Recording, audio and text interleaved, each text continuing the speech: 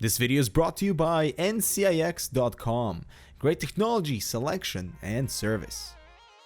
Hello everyone, this is Dmitry with Canucks, and mini-ITX systems are becoming so appealing, especially when we get into territory of these compact enclosures with innovative internal layouts. And who better to execute such a design than Silverstone? They have excellent history with efficient layouts, and today we're taking a look at the Silverstone Raven RVZ01, retailing for just $85. Now this is part of their Raven line, and it sure follows similar design elements with that unique looking ventilation on top and bottom, and that slide curve in there as well, and even the fan grills on each side totally commit to the Raven theme. Now when I say compact, I mean exactly that. It's a super slim chassis at only 105mm in width, and just for relative comparison, here is next to what I would call a properly sized mid-tower, the NZXT S340, and the RVZ01 is similarly sized to the latest consoles. I love Silverstone's approach here. The build quality is nothing to brag about, it's just a standard steel body with plastic outer shell. That feels robust, but I would love to see an aluminum version as well, and perhaps we will. The front I/O ports include dual USB 3, audio jacks, and PR buttons, and the case orientation is flexible depending on your space. We get these removable rubber case feet with proper identification on what corner they should attach, and I also love that they're not adhesive but simply insert into the plastic so you can change your mind afterwards. The sides have identical ventilation covers, meaning you can attach the case feet on either side and orientate the case based on preference. Silverstone also includes adhesive feet for horizontal orientation, and here we can see the symmetrical body with that slight concave sides. The Raven logo is removable, and an additional curved one is included to suit vertical case alignment, and this user flexibility is excellent. Although vertical orientation is recommended for better airflow. Now speaking of airflow, there are two 120mm fan grills for the GPU side, only one which is occupied, and one on the other side positioned over the motherboard. They're all set up for intake for positive air pressure, thus improving cooling in this small form factor and reducing dust buildup. We have 3 magnetic dust filters included to cover each intake that simply pop on, except the ventilation for the power supply. I wouldn't mind that portion to also be considered. Looking in the back, this might appear strange with these 2 PCI slots oriented like that, but in order to fit such a thin profile, Silverstone has gone ahead with a 90-degree GPU bracket that we'll cover later in this review.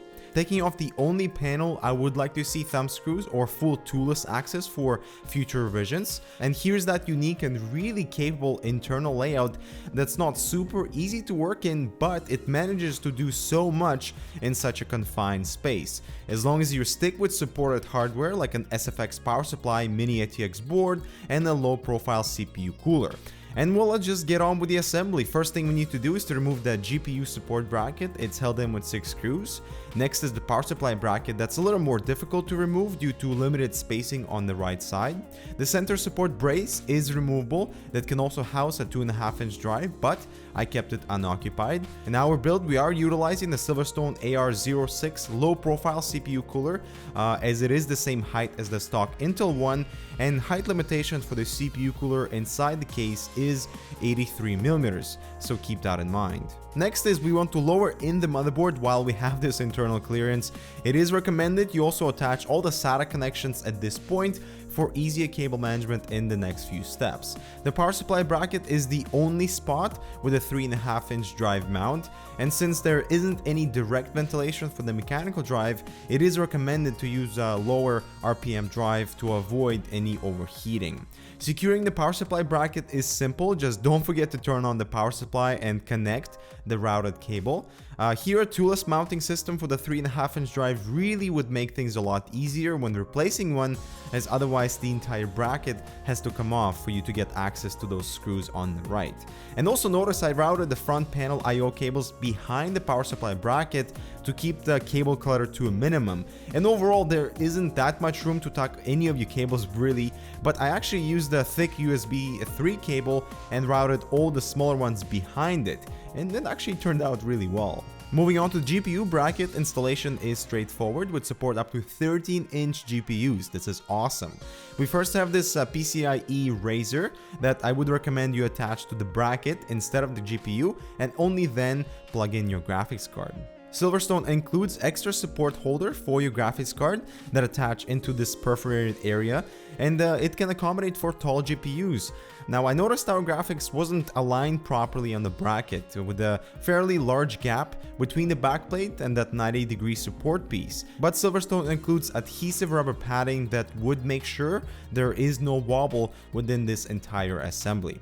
Finally, attached a second 90-degree support, and the GPU bracket is ready for reinstallation. Also, this is where in the assembly process you'd want to install a slim slot loading optical drive below the GPU, and it's an awesome optimization of the space, and with proper cutout for routing your SATA cables and the stealth insert in front of the case. This is certainly needed for this form factor and the entire HTPC crowd this is aimed at. Next, you'd want to connect your GPU power cables, as the card will be upside down without access to that area. And then we can finally carefully connect those PCI links, and we're almost done with the assembly. This is where we can install a couple of 2.5-inch drives on the side of the bracket with cables facing towards the motherboard.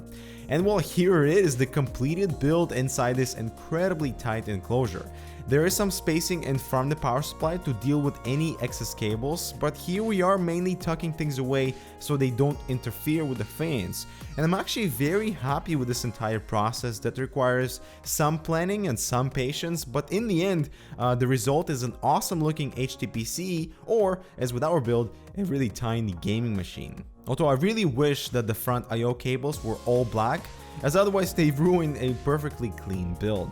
Now, upon the first boot with the RVZ01, one thing I really wish Silverstone would have taken into account is accessibility from the GPU side. I realized one of my power cables was in contact with the GPU fan, making a lot of noises, so having a small removable window would have made things much easier to adjust that one cable instead of me needing to fully take off the GPU bracket. But other than that, this Raven is a perfect example of how mini-ITX enclosures should be designed, with excellent space efficiency at only 14 liters, with unique exterior shell as well, excellent hardware support to squeeze in enough drive capacity, 13-inch GPUs and a slot loading optical drive, all while keeping with great airflow delivery with positive air pressure and magnetic dust filtration. Flexible case orientation with logo rotation is awesome, and the price point is really appropriate for what you get. Now, my few points of criticism are the colored front I/O cables that should be all black, lack of a dust filter for the power supply vent, and very limited access for your GPU. A small removable window would make readjusting any power cables easier. But other than that, I enjoyed building inside the RVZ01 with rewarding results, and we're giving you the Canucks damn good value and them innovative awards for offering everything you would need for a mini-ITX build without breaking a sweat. And so let us know if you would consider going this route for your HTPC or a mobile gaming station, and this would work really well for an editing machine if you travel. So leave your thoughts down in the comments below, consider subscribing for more similar content. As always, thanks for watching, and we'll see you in the next one.